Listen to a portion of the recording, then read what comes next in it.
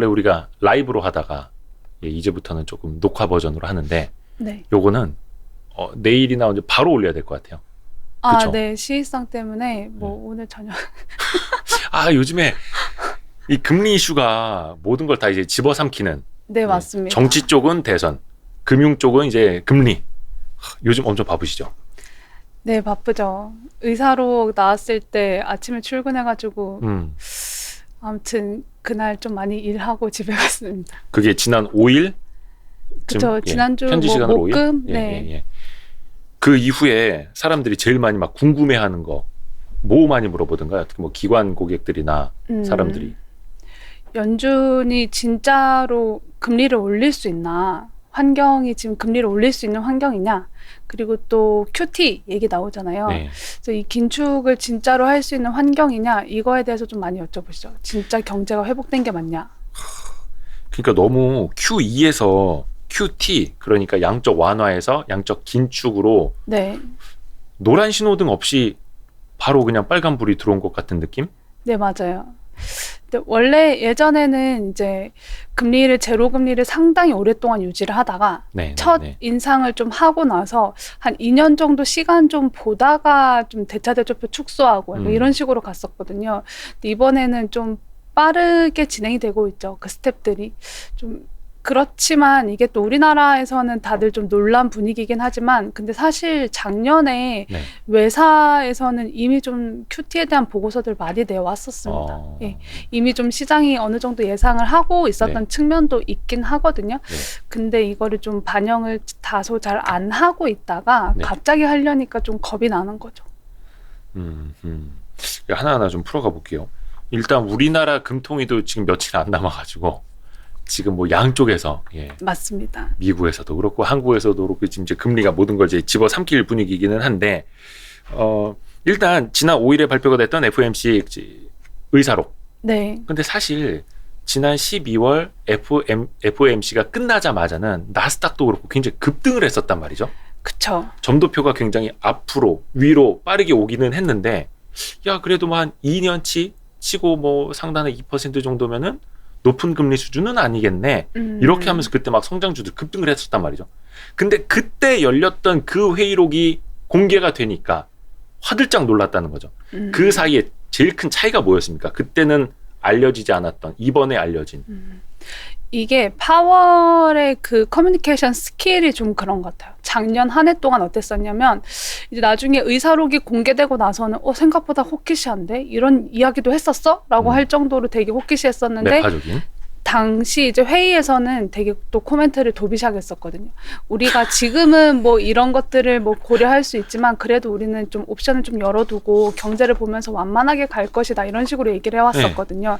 근데 이번에도 마찬가지였죠. 12월에 점도표가 3번 인상으로 바뀌고 당시에 FOMC를 했을 때 일단 결과 자체는 홍키시한 것 같은데 파월이 나와서 좀 기자회견 할 때는 좀 완만하게 우리 앞으로 옵션 다 열어놓고 좀 천천히 갈 것이다. 우리 경제 상황 좀 평가해 가면서 볼 것이다 이렇게 하니까 당시 시장에서는 좀 이 정도면 우리가 감내할 만하네 라고 하면서 당시에는 이제 주가도 오르고 모든 것들이 좀 괜찮았었는데 또 한 3주 지나고 나서 의사로 까놓고 보니까 생각보다 굉장히 좀 긴축적인 내용들을 얘기를 했네 라고 하면서 좀 놀란 거죠. 그래서 가장 큰 포인트는 거기에서 이제 금리 인상을 하는 시기를 예상보다 좀 많이 당겨야 된다라는 내용이 있었고요. 그리고 앞으로는 그 금리를 첫 인상을 하고 나면 조금 얼마 지나지 않아서 바로 우리가 QT를 해야 된다. 그런 내용들이 있습니다. 그러니까 이게 시기를 딱딱딱 짚은 건 아닌데 어느 정도 시장이 추정 갈 만한 시기들을 좀 줬다는 거죠. 이걸 연준이 그냥 뭐 언급을 한 게 아니고 우리가 이거를 특정해서 얘기를 할 수는 없겠지만 우리가 요 정도 시기를 고려하고 있다라고 시장한테 던져준 거고 시장은 이제 그걸 통해서 합리적인 추정을 하는 거죠. 연준이 이런 코멘트를 했으면 아마도 3월 인상을 좀 고려하고 얘기한 거겠구나라고 얘기를 하는 거고 QT도 이 정도 발언의 수위면 올해 중에 좀 하겠다는 얘기네라고 짐작을 하는 거죠. 그래서 가장 큰 포인트는 이제 QT에 대한 언급이 나왔다. 라는 게 좀 시장이 많이 공포스러워하는 대목이다라고 보시면 될 것 같습니다. 그동안에 파월 의장은 상당히 먼 지점부터 미리 깜빡이를 켜줬었잖아요. 그렇죠. 근데 그게 12월에는 앞에서 이야기한 것처럼 경제 상황을 좀 보면서 판단할 것이다. 약간 도비시하게 비둘기파적으로 이야기를 했는데 이번에 FOMC 의사록을 까보니까 호키시하게 나왔다라는 건 파월과 다른 연준 위원들의 의견이 좀 다르다라는 걸까요? 아니면은 커뮤니케이션을 잘못했던 거다라고 해석을 해야 될까요? 저는 그렇게 보진 않고요. 이게 파월이 이제 혼자 도비시하게 생각해서 혼자 도비시한 기자회견을 하고 까놓고 보니까 위원들 그 이사들이 이제 호키시하게 이야기를 해서 호키시한 코멘트가 의사록에 담긴 게 아니고요. 네. 그게 연준 입장에서는 그런 커뮤니케이션 할 수밖에 없습니다. 왜냐하면 이게 경제가 진짜 잘 안착됐는지 아닌지 좀 약간 아리까리한 순간. 네. 그렇지만 장기적으로 봤을 때는 이거를 좀 지속 가능한 경제를 만들기 위해선 결국 긴축을 하긴 해야 되는데 그런 약간 갈림길에 있을 때는 그때 당시에는 좀 시장을 안심시켜주는 코멘트를 하면서도 진짜로 하고자 하는 바는 좀 숨겨둔다는 거죠. 그러니까 이게 이번에 좀 드러난 것 같고 파월도 그 도비시한 코멘트를 많이 하긴 하지만 나중에 또 시간 지나면 그때 뭐 우리가 대차대조표를 정상화하는 게 필요하다라고 했던 다수의 위원들이 코멘트했다라고 얘기를 했는데 그 다수 중에 사실 나도 포함된다 뭐 이런 식으로 얘기를 했던 적도 있었거든요. 잭슨홀 미팅 때. 그때 잭슨홀 미팅 때 그런 발언을 하면서 좀 시장이 놀랐었잖아요. 네. 근데 파월이 자기 개인적으로 도비시한 스탠스를 갖고 도비시한 코멘트를 하는 게 아니고 파월은 이제 사실 그 사람들을 모두 대표해서 발언을 하는 사람이고 그 의견들이 다 대표됐다고 보시면 될 것 같습니다. 근데 좀 약간 시장이 헷갈릴만 하죠. 시장이 헷갈릴만 하게 좀 발언들을 계속 이렇게 했다가 저렇게 했다가 하는 건데 근데 지금 결과적으로 봤을 때는 이제 긴축을 한다고 하니까 이제 이거에 대해서 시장에서도 좀 갑론을박이 있죠. 몰랐냐? 이거 당연한 거 아니냐라고 얘기하는 사람도 있고 아하. 이거 너무 빅 서프라이즈다라고 얘기하는 사람도 있고 이제 좀 반반 갈린다고 보시면 되겠습니다. 근데 이거를 파월 입장에서는 이 경제가 나아가고 있는 방향을 뭐 명확하게 얘기를 해주면 좋겠지만 그 어느 때보다 불확실성이 심한 시기였고 그렇죠. 이거를 좀 어느 정도 버퍼를 두고 얘기할 필요가 있었기 때문에 좀 저는 되게 스마트하게 커뮤니케이션을 했다고 생각을 하는데 또 네. 일각에서는 왜 이렇게 맨날 뒷북치고 말 바꾸고 하냐라고 얘기하는 곳들도 좀 있긴 하죠. 아니 그러다 보니까 지금 나오는 얘기가 파월 의장이 이제 연임하기로 됐잖아요. 조 바이든 대통령이 맞습니다. 이제 재신임을 해줬고 근데 공식적인 제2의 임기는 시작이 안 돼서 약간 그 전까지는 뭔가 좀 정치적인 행보를 보이는 거 아니에요? 또 이렇게 해석을 한 사람들도 있어요. 그러니까 그만큼 맞습니다. 좀 헷갈린다라는 뜻이겠죠. 혹시 369 게임 좋아하세요? 어릴 때 종종 했었었죠. 어릴 때 이제 술자리에서. 네, 맞습니다. 근데 이번에 왜 이야기하냐면 미국 연준이 3월, 6월, 9월에 금리를 올릴 것이다라는 뭐라 해야 될까 좀 확률 퍼센테이지 전망이 제일 높더라고요. 네, 맞습니다. 그렇게 동일하게 보세요? 근데 이게 점도표를 일단 올해 3번 올리겠다라고 이제 찍어놨잖아요. 네. 중위값을 찍어놨고 근데 이게 이제 우리가 시간이 지나고 나서 한번 토파 보면 점도표대로 항상 금리를 움직이진 않았거든요. 또 그때 상황이 달라질 예, 수 있으니까. 계속 가변적으로 변하는 거고. 근데 연준 입장에서는 이 점도표를 좀 찍어놓고 우리가 앞으로 정상화할 그 루트를 갖고 있다라는 걸 좀 시장에 보여줄 필요가 있다라고 생각을 하고요. 네. 근데 실질적으로는 아마 3번 인상은 좀 어렵다고 봅니다. 한 3, 6 이렇게 저는 2번 인상 보고 있거든요. 36? 네. 오, 너무 저기 예.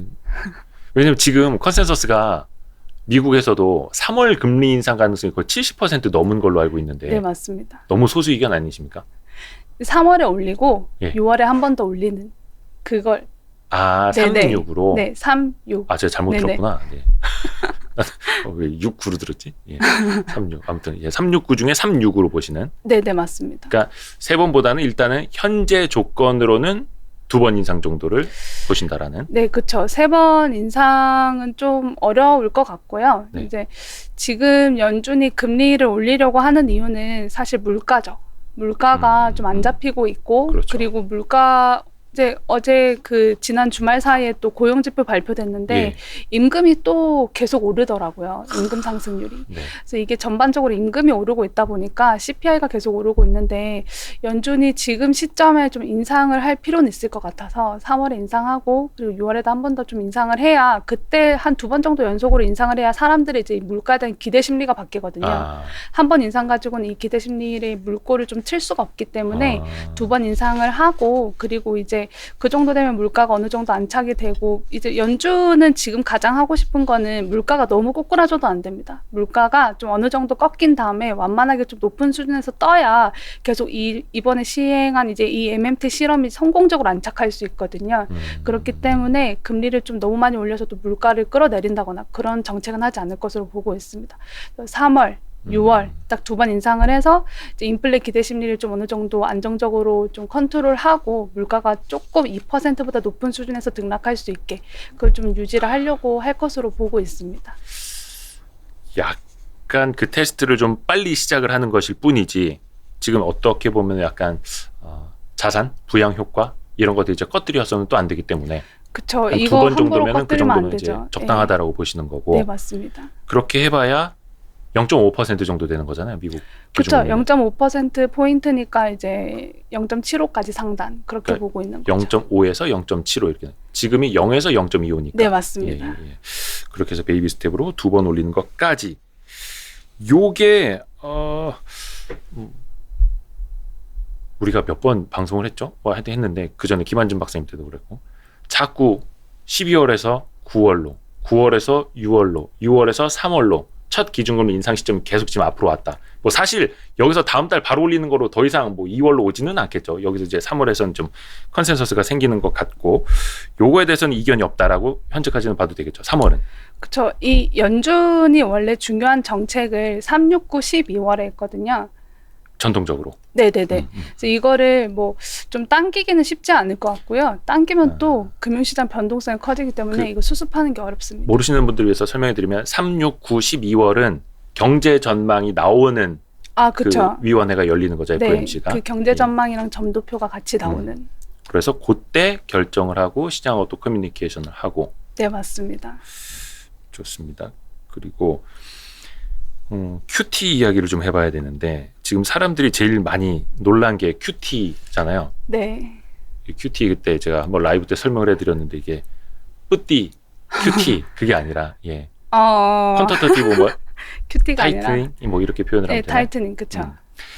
자, 여기서 깜짝 놀란 이유를 좀 설명을 좀 부탁드립니다. QT에서 왜 놀랐는지.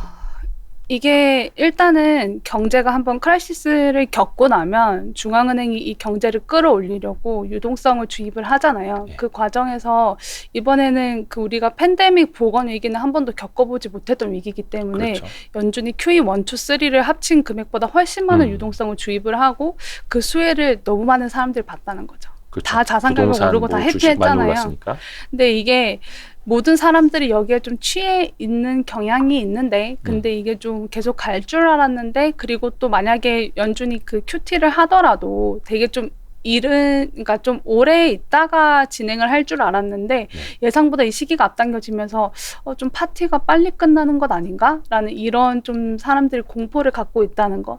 그리고 사실 지금 이 자산 가격에 그 뭐 굉장히 많은 요소들이 같이 묻어 있겠지만 이 가격 상승에 대한 기대가 좀 많이 반영이 돼서 또 그 자체로 이제 주가가 올라가고 그런 것들도 있기 때문에 다 같이 좀 불안해하는 거죠. 이거가 이렇게 빠른 시일에 발표가 될 줄은 몰랐는데 좀 예상보다 좀 이른 시점에 발표가 돼서 사람들이 이 QT를 하게 되면 뭐 연준이 유동성도 흡수하고 금리도 올라가고 그러면서 다 같이 좀 약간 버블이 좀 꺼지는 거 아니야? 라는 이런 공포를 좀 막연하게 좀 갖고 있는 것을 좀 보여집니다.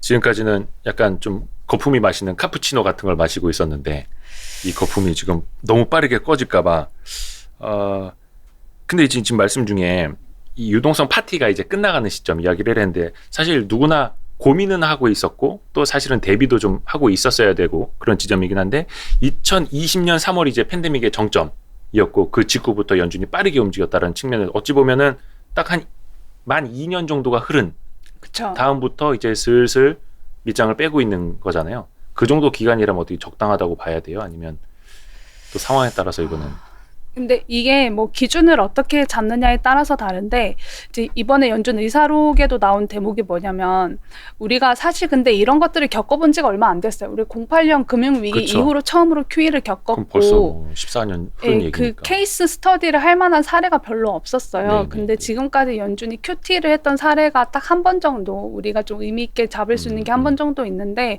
그때는 어떻게 했었냐면 그 08 금융위기의 특징이 경제 회복이 상당히 느렸다는 데 있거든요. 그래서 연준이 QE1하고 QE2하고 또 안 돼서 QE3까지 계속 했죠. 부어줬죠 돈을. QE3까지 하고 그다음에 이제 그렇게 하고 나니까 경제가 좀 좋아진 것 같네라고 하면서 좀 관망을 하고 있었습니다. 네. 관망하다가 기준금리를 15년도 말에 한 번 올렸죠. 15년도 말에 한 번 올렸는데 이때부터 사람들이 이제부터 이제 대차대조표 줄이나 QT 하나라고 하면서 좀 걱정을 하고 있었는데 연준이 그때 어떻게 했었냐면 첫 번째 인상을 하고 나서 한 2년 정도 지난 다음에 QT를 하기 시작했어요. 네, 17년도 9월부터 QT를 했거든요. 네. 그러니까 사람들이 막연하게 그냥 그걸 기준으로 잡은 거예요. 이번에도. 네, 기준금리를 첫 인상하고 나면 연준이 한 2년 정도는 좀 시간을 갖고 지켜본 다음에 QT를 했었으니까 네. 이번에도 뭐 2년까지는 좀 멀더라도 뭐 아무리 많이 깎아봤자 한 1년 정도는 기다려주지 않겠어? 라고 얘기를 했던 거고 그럼 이제 올해 첫 인상을 만약에 아무리 당겨도 3월이라 치면 3월부터 1년 정도는 좀 연준이 이거를 평가를 해보다가 내년 3월부터 QT를 할 수도 있겠네. 아무리 빨리 잡아도. 그렇죠. 그렇게 예. 생각을 했었던 건데 이제 연준 의사로 까놓고 보니까 올해부터 QT를 한다 이런 얘기들이 나오니까 그것 때문에 좀 시기의 차이 그리고 그런 거까지 좀 충격을 줬다. 그게 그 12월 FOMC 의사록에 QT의 어떤 필요성 그러니까 네. 좀 대차되죠. 그러니까 연준이 사들였던 국채 같은 자산을 좀 매각을 해야 된다, 줄여야 된다라는 게 일부 위원들로부터 나온 거예요. 아니면 약간 그 위원회 조직 내에서 어떤 컨센서스처럼 이야기가 된 거예요. 다수의 이야기로 나왔죠. 다수의 네. 이야기로. 그러니까 더 쇼크가 네, 된 거. 그렇죠. 그러면은 이거는 어떻게 봐야 되나? Q2에서 네. QT로 이거는 또 갑작스러운 유턴이라고 우리가 해석을 해야 돼요? 아니면 또 양적 완화를 시작한 지는 거의 2년 가까이 됐으니 네. 과거보다는 빠르기는 하지만 이게 또 대비를 했었어야 되는 국면이라고 봐야 되나? 좀 이게 나네요. 사실 그 연준 입장에서는 지금 계속 유동성을 이 정도로 좀 유지해줄 필요가 많이 없죠. 왜냐하면 지금 고용 지표 발표 났잖아요. 잘 지난 나왔죠. 주말에 잘 나왔잖아요. 그 우리가 보통 완전 고용 실업률 4%다라고 하는데 지금 3.9%. 3.9. 네. 뭐 그래서 물론 거의 구직 희망자 수가 자체가 많이 좀 줄고 있는 영향도 예, 좀 있긴 그것도 맞긴 합니다만. 합니다. 예. 아무튼 음. 지금 일하고 싶어하는 사람들은 웬만하면 다 일하고 있다라고 보시면 돼요. 그리고 임금도 지금 거의 한 4.7% 계속 요 정도로 계속 나오고 있거든요. 전년비. 임금 상승률이. 예, 임금 상승률이.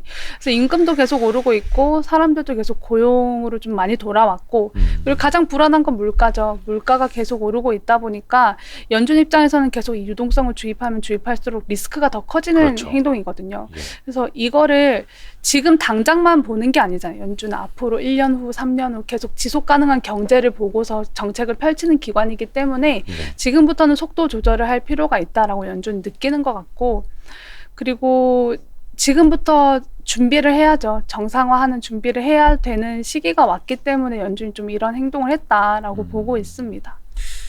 지난 주말에 좀 돌아다녔던 그 짤이라고 하는 사진 중에 하나가 네. 미국 어디 햄버거 가게 시급이 3만 원이라고. 그러니까 사람을 못 구하고 있어서 사람을 빨리 구해야 돼서 시급을 우리나라 돈으로 3만 원을 걸었다. 물론 거기 어디 잘 사는 동네인가 뭐 그랬겠지만 그래서 이러니 그 양적 긴축을 안 할 수가 있겠느냐 막 이런 이야기도 좀 나왔었고. 그쵸. 그게 뭐 근데 미국도 마찬가지고 지금 전반적으로 전 세계적으로 시급 측면에서 그러니까 이 근로자들의 임금이 좀 오르고 있습니다. 이 상승 압력들이 조금씩 나타나고 있고요. 그래서 이 임금이 오른다는 것은 이제 물가가 본격적으로 상승할 수 있는 그 근원적인 힘을 갖는다는 거거든요. 네. 그래서 연준 입장에서는 불안하죠. 이걸 어떻게 잘 컨트롤할까? 이 임금이 너무, 그러니까 물가가 좀 지나치게 올라도 이런 것들이 소비를 좀 줄어들게 해서 경제를 또 다시 거꾸라지게 하는 그런 측면이 있거든요. 맞아요. 연준 입장에서는 모든 것이 좀 밸런스가 맞춰지길 원한다고 보시면 될 것 같고 지금 이 연준이 돈을 많이 풀었는데 이 돈들이 다 뭐 신용시장으로 가서 대출 일으켜서 소비하고 투자하고 이런 데 가는 게 아니라 다시 또 돈 풀어줬더니 그대로 연준한테 돌아와서 또 연준한테 예치하고 이자 받아먹고 이런 돈들도 되게 많거든요. 그래서 지금 이런 것들을 정상화해야 될 시점이 되었다라고 판단이 저도 되고 연준도 좀 하고 있지 않나 보고 맞습니다. 있습니다. 사실 많은 사람들이 인플레이션의 끝판은 결국 임금 그쵸. 보여주게 돼 있다. 그쵸. 그러니까 우리들이 왜 월급 빼고 다 오른다라고 하는데 마지막에 이제 월급이 올랐다라는 거 이제 인플레이션의 끝판에 왔다라는 것 아닙니까? 그러니까 사실 임금이 많이 늘어나면 소비 여력이 좋아지는 건 사실인데 또 기업 입장에서는 노동의 비용이 또 그만큼 많이 드는 거다 보니까 그래서 이제 그걸 우려를 할 수밖에 없는 상황이고 자 그러면 큐티의 어떤 시점, 방법, 방식 이걸 좀 고민해 봐야 되는데 네, 요거는 맞습니다. 아직까지 조금 전망하는 데 따라서 갑론을박이 있더라고요.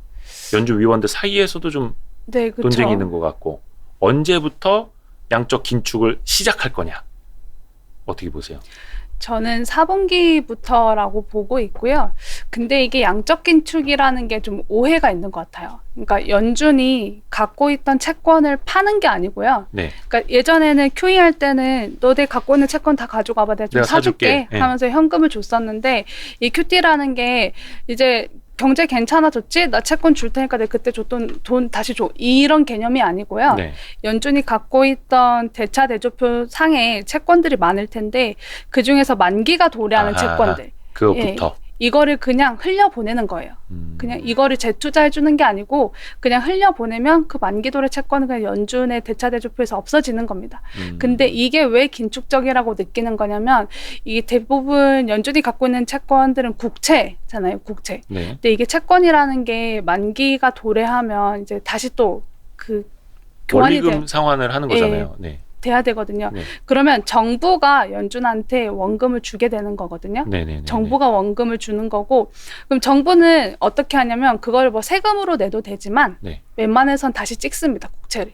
아, 네, 롤오버를 위해서 다시 국채를 찍고 그럼 그 국채를 다시 시장한테 파는 거죠. 그럼 시장한테 다시 팔면서 시장의 돈이 정부로 들어가고 정부는 그거 원금 갖고 이 과정을 통해서 좀 간접적으로 긴축적으로 느끼는 거죠.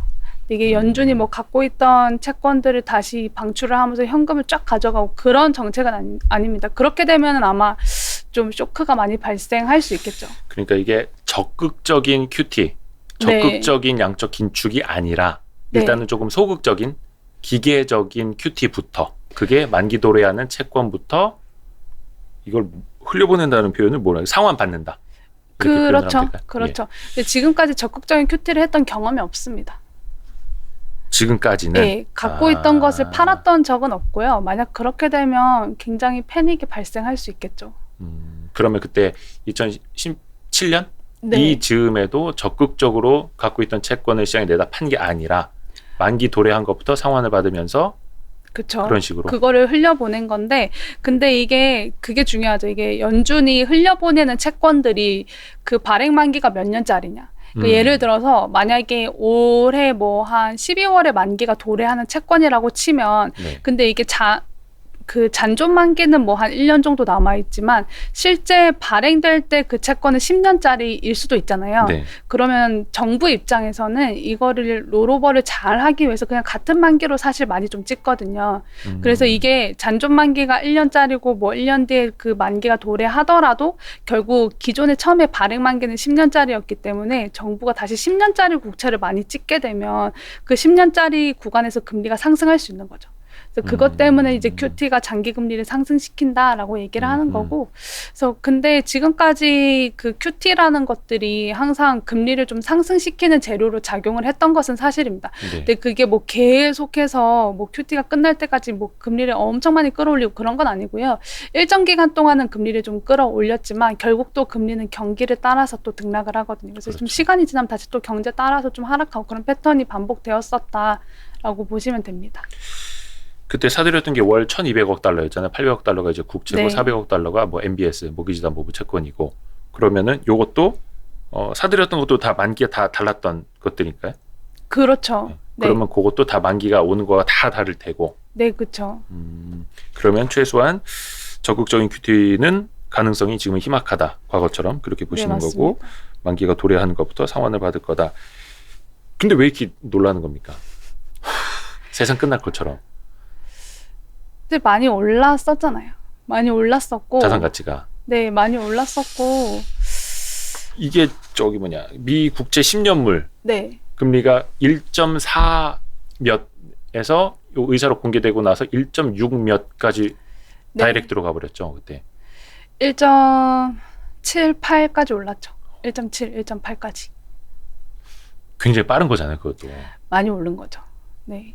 그러면 그 수준이면 1.7, 1.8 즈음이면 언제였죠? 작년 3월이었나요? 작년 1분기, 네, 맞습니다. 작년 1분기, 초에도 네네. 그 즈음까지 올랐던 적 있잖아요. 네, 그래서 어떤 맞습니다. 사람들이 미국채 10년물의 고점이 얼추 전고점까지 왔다. 그래서 마치 뭐 주식 차트 보듯이 이것도 좀 조정받지 않겠느냐 이런 전망들도 하더라고요. 어떻게 생각하세요? 그쵸. 금리가 전고점까지 왔기 때문에 여기서 추가로 상승하기는 어렵다라고 보는 곳들도 있기도 하고요. 네. 그리고 또 QT가 아직 실제로 시행이 되지 않았고 이제 좀 준비하는 단계인데 연준이 실제로 QT를 하게 되면 금리가 그거보다 더 오를 수 있다라고 하는 곳들도 있죠. 근데 저는 일단 금리가 한 2% 상회할 가능성 좀 열어둬야 된다라고 보고 있고요. 2%를 예, 넘을 가능성이요? 올해 전체로 봤을 때. 전체로 네, 봤을 올해 때. 전체로 봤을 때. 지금 한 1월, 2월 정도에서는 1.9까지는 전 열어둬야 된다라고 보고 있어요. 근데 그게 어떤 뭐 오버슈팅까지 감안을 해서 뭐 네, 이렇게. 약간의 오버슈팅을 감안을 해서 이게 뭐 다 같이 살 때도 그 힘이 강하지만 다 같이 손절매 할 때는 그 힘이 더 세거든요. 그래서 금리가 채권 오버슈팅 할 투자자들이. 때는 더 크게 오버슈팅이 되기 때문에 그래서 이게 금리의 기준을 좀 잡는 게 애매하긴 하지만 그래도 그 금리의 페어밸류를 지금 한 1.9 정도로 보고 있거든요. 매크로 데이터를 감안을 해서. 페어 밸류. 네네. 그러니까 지금 정상적인 뭐 어떤 경기 상황을 감안을 했을 때 네네. 1.9 정도는 뭐 네. 올라줘야 타당한 값이다. 그러니까 수급적인 요인들이 좀 노이즈를 일으키는 걸 제거를 하고 나면 기존이 너무 낮았던 금리다. 네, 그러니까 시장 그쵸. 금리가. 네네. 그래서 1.9까지도 1, 2월 정도는 이제 고려를 해야 되는 거고 연중으로는 한 2%까지도 생각을 해야 되는 거고. 네, 맞습니다. 그럼 얼추 그게 이제 상단이라고 보는. 그쵸. 저는 올해 상단 한 2.1 정도에서 형성이 되고 금리가 네. 그 이상으로 상회하기는 좀 어렵다고 보거든요. 요거를 약간 이제 저도 잘 헷갈리고 모르시는 분들이 좀 많으실 것 같은데 국채 10년물이란 말이죠. 네, 그거 맞습니다. 지금 이제 뭐 1.4에서 1.7로 가파르게 왔고 1.9나 또 연중으로는 2.0, 2.1까지도 2.1 열어놓을 정도? 네. 필요가 있다 말씀해 주셨는데 이게 미국의 어떤 기준금리 한 1, 2년치를 좀 선반영하고 있다. 이렇게 보면 됩니까? 왜냐하면 점도표상으로 나왔던 게 2024년이었던가요? 거기 상단이 한 2.0이었던가요? 점도표 상단으로 봤을 때? 네, 2.25. 2.25 정도? 2.25이고 그리고 이제 롱거런 금리가 2.5. 그보다 더 미래 금리까지. 그쵸. 그러면 고즈음 기준금리 상단까지 반영을 하면 그게 한 2%대 초반이면은 그게 페어밸류 막 이렇게 생각해도 돼요? 뭐 그렇게 보셔도 됩니다. 이게 그 연준이 점도표상에서 금리를 이제 향후 3개년 예. 찍어주고 네, 그리고 네. 가장 마지막에 롱거런이라고 해서 그 이후. 네. 예. 그러니까 그거는 이제 시장에서는 중립금리라는 개념으로 좀 사용을 하고 있거든요. 그러니까 경제가 너무 좀 오버슈팅 되지도 않고 너무 다운되지도 않고 그 정도에서 뉴트럴한 수준의 금리가 얼마일까라고 봤을 때 적정금리. 예. 네, 적정금리. 그래서 2.5 정도로 연준이 제시를 했는데 그 롱거런 그러니까 종국에 도달할 수 있는 그 이상적인 금리 수준이 얼마인가 예. 를 통해서 장기 금리가 어디까지 올라갈 수 있는지를 좀 평가를 하기도 하죠. 네. 그래서 그거를 따라서 금리의 상단이 얼마가 될 것이다라고 추정을 하는 것도 많이 합니다. 그런 방법으로. 그러면 이 대부분 이제 그러니까 채권을 직접 투자하시는 분들은 또 개인 투자분들은 별로 없으시다 보니까 시장 주식시장 측면에서 놓고 보면은 앞으로 한 요 정도 되면은 투자 심리가 조금 안정될 수도 있을 것이다. 혹은 요 정도까지는 지금 시장이 선반영을 했다라든지 이 정도까지는 예상을 하고 있다라든지 조금 가이드를 잡아주실 만한 게 있을까요? 너무 표정이 왜 저런 것까지 물어보지 마 이런. 그런 건 아니고 이게 참 어려워요. 어려운데 네. 일단 이게 금리 레인지를 항상 제시를 해드리지만 네. 이게 또 그때그때 상황에 따라서 상황이 계속 달라지면, 조정을 해야 맞아요. 되는 측면이 있거든요. 심지어 뭐 파월 의장도 그러는데 이게 우리 맞습니다. 허정인 연구원이라고 뭐. 근데 이 베이스 시나리오로는 지금 연준이 기준금리, 그러니까 정책금리가 더 정확한 표현이죠. 정책금리를 저는 2번 올린다라고 네. 생각을 하고 있는데 시장에서는 지금 3번에서 4번까지 이미 반영을 하고 있어요. 반영을 하고 있고 QT 가능성까지 좀 반영을 하고 있는데 저는 QT는 아직까지 반영이 다 안 됐다고 보고 있습니다. 이게 QT가 시작이 되고 나면 아마도 금리를 통해서 그 금리 좀 기술적으로 말씀드리면 그 프리미엄 요인들이라는 게 있거든요. 그런 것들이 상승을 하면서 금리가 좀 더 상승할 여지가 있다라고 생각을 해서 네.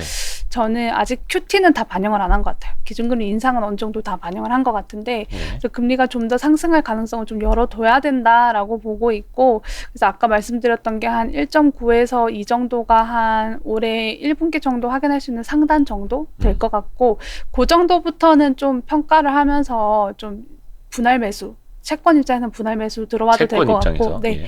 근데 이제 주식도 뭐 마찬가지죠. 그 정도 되면 시장이 점점 좀 적응도 하고 연준이 이렇게 하는 거구나. 근데 생각보다 공격적이진 않네라는 인식이 좀 형성이 되고 나면 그때부터는 저는 좀 괜찮지 않을까 생각을 하고 있고요. 근데 이번에 만약에 이제 FOMC를 하고 뭐 파월이 또 이번 주 연설이 있을 건데 이게 파월 의장의 커뮤니케이션 스킬 아까도 말씀드렸지만 의사록에선 그거는 저기죠. 인사청문회죠. 예, 맞습니다. 그러니까 재임, 그러니까 어디 이거 뭐라 표현해야 됩니까? 재임용이 아니라 뭐라 해야 되나? 두 번째 임기가 이제 시작이 되는. 네, 예, 맞습니다. 거기에 대한 인사청문회인데, 네. 그게 현지 시간으로 11일이죠. 예, 밤에 진행이 되고요. 우리나라 시간으로는 화요일에서 수요일로 넘어가는. 네, 예, 맞습니다. 그 시간. 네. 네, 아마 거기에서 당연히 이제 물가에 대한 질문. 그러니까 근데 그때는 좀 호키시할 수 있습니다. 코멘트가. 인사청문회라서. 예, 예. 물가에 내가 대한 물가 잡겠습니다. 이렇게. 물가에 대한 책임론. 그 물가가 어떻게 될 것이냐, 뭐 물가가 왜 이렇게 높냐, 연준이 해야 되는 일은 물가 안정 아니냐라고 얘기를 하면 지적을 받을 테니까. 예, 그렇게 하면 이제 물가의 좀 상승이 지속이 될 수 있다라는 말들이 좀 나오게 되면 그때 또 시장 금리가 좀 더 오르고 또 주식 시장도 좀 반응을 할 수가 있는데 근데 또 이제 1월 말에 또 FOMC 회의 있거든요. 네. 그때에 대해서 또 연준 의장은 아마 제 생각에는 네. 기자회견을 할 때 그래도 우리가 너무 성급하게는 안 할 거야. 우리가 좀 어느 정도 좀 상황도 많이 보고 하면서 할 거야. 우리가 하고자 하는 바는 물가를 안정시키는 것도 있지만 경제 불씨 꺼뜨리는 거 우리 원하는 거 아니다라고 얘기를 좀 하면서 다시 좀 시장을 안심시켜 주지 않을까. 계속 그런 패턴으로 나아갈 것으로 보고 있습니다. 그러니까 본인의 인사청문회 때는 당연히 물가 불안에 대한 비난이 네. 쏟아질 테니 뭐 진정시키겠습니다. 잡겠습니다. 이렇게 해서 약간 호기시하게 매파적으로 반응을 했다가 책임감을 보여주겠죠. 책임감 네, 보여주고 책임감. 네. 어떻게 보면 이제 칼을 싹 빼는 것처럼 보이다가 월 말쯤 돼서 FOMC 때 기자회견 할 때는 다시 이제 살짝 칼은 내리고 조금 약간 방패 드는 것처럼 이게 또 주가가 너무 많이 빠지면 그게 또 다시 경제에도 안 좋은 영향을 주기 때문에 그렇죠. 예, 연준 입장에서는 그것도 그러니까 다 많이 생각을 하고 정책을 할 거예요. 그래서 뭐 계속 호기시하게 이제 준비해라, 우리 QT 한다, 계속 그런 식으로 나가는 게 아니라 계속 이제 이렇게 좀 주겠죠. 이렇게 채찍도 주고 당근도 주고 이런 식으로. 병 주고 약 주고. 예. 그렇죠. 그러니까 뭐 경제 대통령이라고 하는 거긴 한데 되게 어렵습니다. 일단은 좀 어느 정도 좀 시야는 트인 것 같고 당장 우리도 이제 제코가 석자입니다. 이번 주 금요일이죠. 14일. 네, 금요일. 한국은행 금융통화위원회 2022년 들어서 첫 금통위가 열리는데 22년 이제 새해 벽도 박자마자 금리 또 올릴 거다라는 전망들이 많거든요. 컨센이죠, 지금. 허정인 연구원도 그러면 1월에 한국 기준금리 올라갈 거다 이렇게 보세요? 예, 인상 보고 있습니다. 그러면은 1월 금리 인상은 뭐 느끼시기에도 전문가들은 다들 이제 인상할 거다. 네, 지금 하느니 그 앞으로 통화 정책을 정상화하겠다라는 얘기들을 계속 해왔었는데 그런데도 만약에 이번 1월에 만약에 안 한다라고 하면 금리가 좀 하락하겠죠.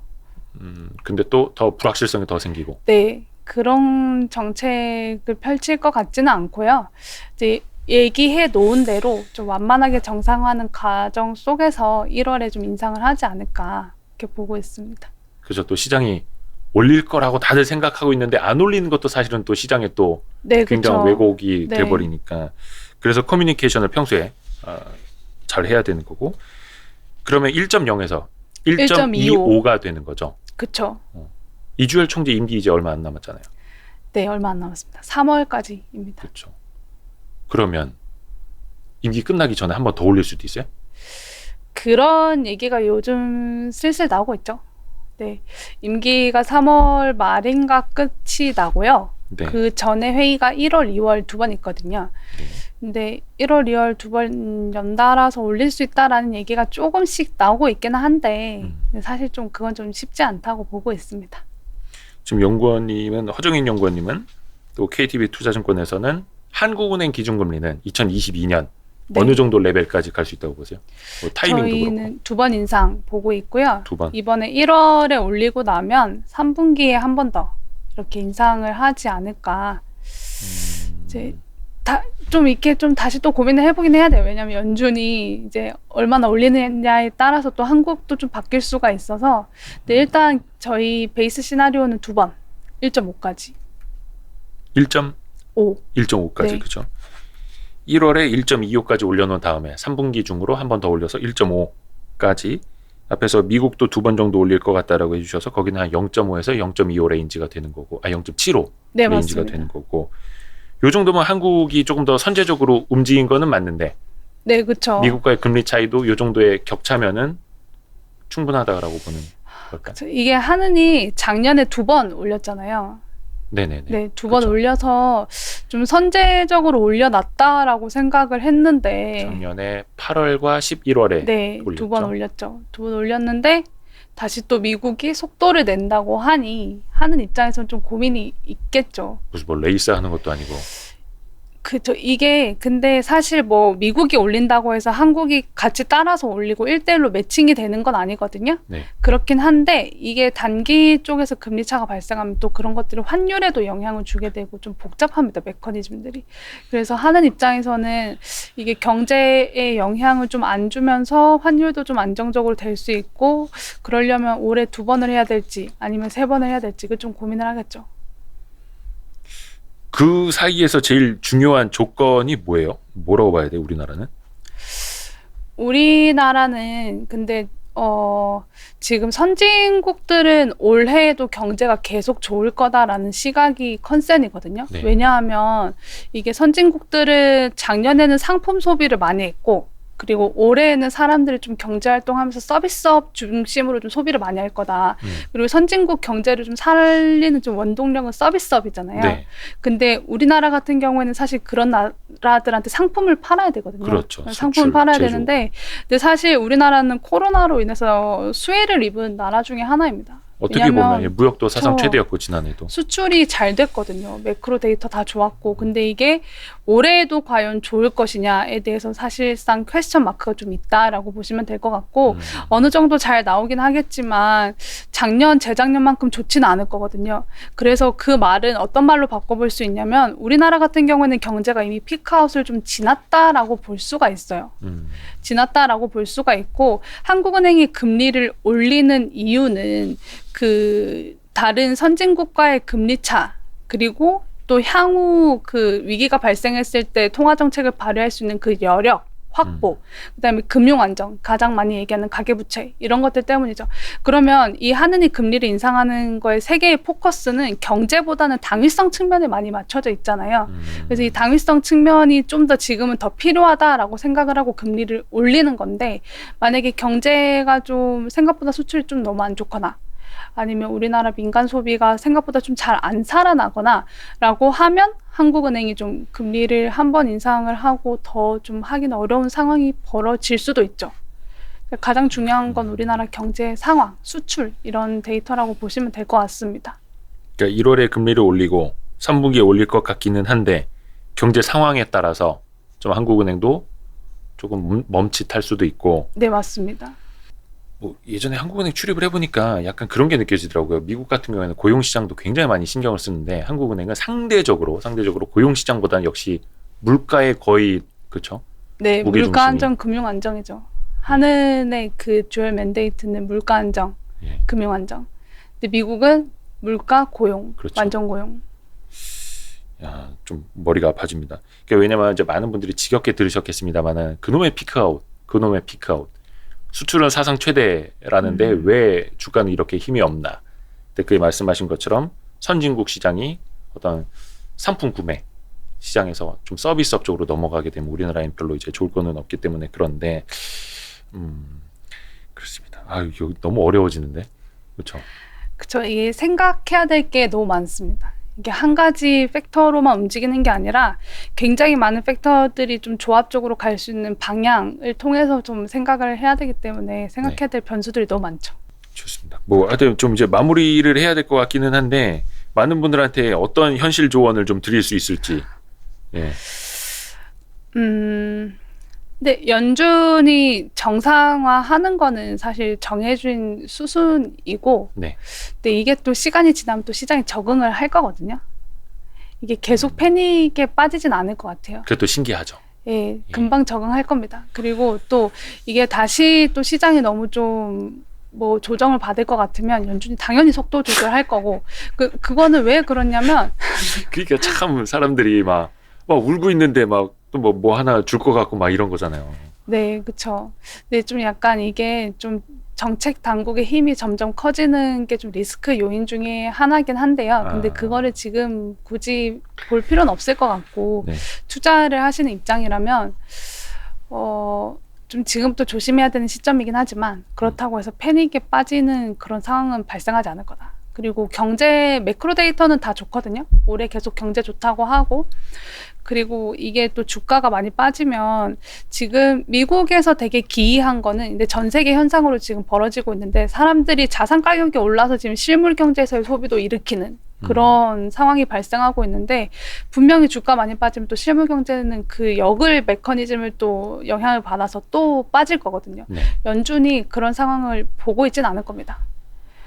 어떻게 살려놓은 경제인데 이게 잘 안착할 수 있도록 계속해서 좀 할 수 있는 것들을 할 것으로 보고 있고요. QT를 하긴 하겠지만 그런 것들을 좀 너무 패닉셀 정도로 좀 받아들일 필요는 없지 않나, 그렇게 보고 있습니다. 이게 어떻게 보면 2020년 하반기에 우리가 논했던 거랑 지금 2022년 초에 논한 거랑 완전 정반대가 되는 것 같은데, 그땐 그런 이야기 많이 했었잖아요. 그때 막 제로금리로 막 내리고 양적 완화 막 하면서 돈을 부으면서도 파월 의장이 막 간간히 했던 얘기가 되게 매파적인 발언을 간간히 했어서 네, 맞아요. 시장을 막 이렇게 흔들어 놓고, 네, 맞아요. 근데 그거 가지고 사람들이 좀 해석을 했던 게, 너무 흥에 취해 있지는 말라, 너 너무 거품이 끼는 거는 경계해야 된다. 그래서 약간 좀 그런 마사지를 하는 것 아닐까? 약간 뭔가 좀 깎아내듯이. 근데 지금에 와서 보면 어쩔 수 없이 좀 금리를 올리고 양적 긴축 가야 하기는 하겠지만, 또 나중에 또 시장이 너무 출렁이고 저쪽 가서 울고 앉아 있고 그러면 또 와서 달래주겠죠. 네. 두들겨주고 달래줄 것 같은. 근데 그 사이에서 투자자들은 또 엄청난 혼란을 또 겪을 거고.